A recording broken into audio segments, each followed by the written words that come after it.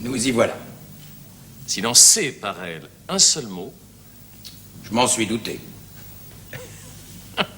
je lui fais épouser la vieille. Les amours de Monsieur Basile? Et voyons ce que nous ferons de la jeune. Ah, ma femme, s'il vous plaît. Voilà, qu'est-ce que c'est? Moi. Qui me rend à vos ordres? Mais pourquoi ces mots? Je n'ai rien dit. Ma femme, s'il vous plaît. C'est la fin d'une réponse que je faisais. Allez le dire à ma femme, s'il vous plaît.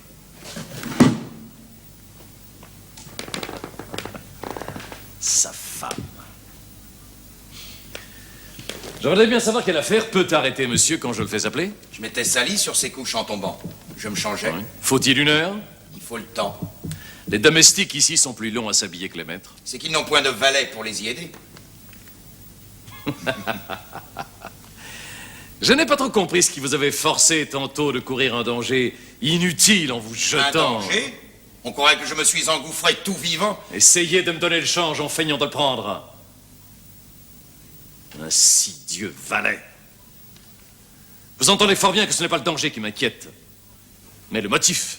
Sur un faux avis, vous arrivez furieux, renversant tout, comme le torrent de la Moraine. Vous cherchez un homme, il vous le faut, vous allez briser les portes, enfoncer les cloisons. Je me trouve là, par hasard. Dieu sait dans votre emportement. Vous pouviez fuir par l'escalier. Et vous, me prendre au corridor? Au corridor. Je m'emporte et nuit à ce que je veux savoir. Voyons le venir et j'en serai. Ce n'est pas ce que je voulais dire, laissons cela. J'avais quelque envie de t'emmener à Londres. Courrier de dépêche. Bref, toute réflexion faite. Monseigneur a changé d'avis? Premièrement, tu ne sais pas l'anglais. Je sais Goddam. Je n'entends pas. Je dis que je sais Goddam. Eh bien? Ah, diable. C'est une belle langue que l'anglais. Il en faut peu pour aller loin. Avec Goddam en Angleterre, on ne manque de rien nulle part. Voulez-vous tâter d'un bon poulet gras? Entrez dans une taverne et faites seulement ce geste au garçon. Goddam! On vous apporte un pied de bœuf, salé, sans pain, c'est admirable. Aimez-vous à boire un coup d'excellent Bourgogne ou de Clairet? Rien que celui-ci. Goddam! On vous sert un pot de bière en bel étain, la mousse au bord. Quelle satisfaction! Rencontrez-vous une de ces jolies mignonnes qui vont trottant menu, les yeux baissés, coudes en arrière et tortillant un peu des hanches? Mettez mignardement tous vos doigts unis sur la bouche. Goddam! Elle vous sangle un soufflet de crocheteur. Preuve qu'elle entend. Les Anglais, la vérité, ajoutent bien par-ci, par-là quelques autres mots en conversant.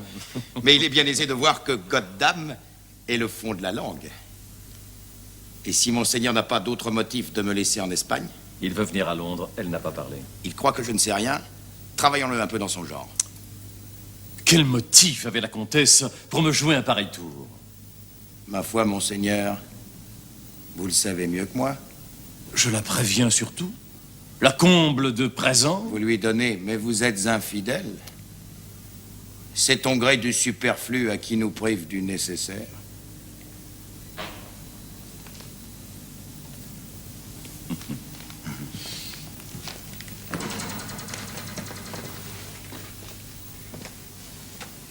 Autrefois, tu me disais tout. Et maintenant, je ne vous cache rien. Combien la comtesse t'a-t-elle donné pour cette belle association? Combien me donnâtes-vous pour la tirer des mains du docteur? Tenez, Monseigneur, n'humilions pas l'homme qui nous sert bien, crainte d'en faire un mauvais valet. Pourquoi faut-il qu'il y ait toujours du louche dans ce que tu fais? C'est qu'on en voit partout quand on cherche des torts. Une réputation détestable. Et si je vaux mieux qu'elle? Y a-t-il beaucoup de seigneurs qui puissent en dire autant?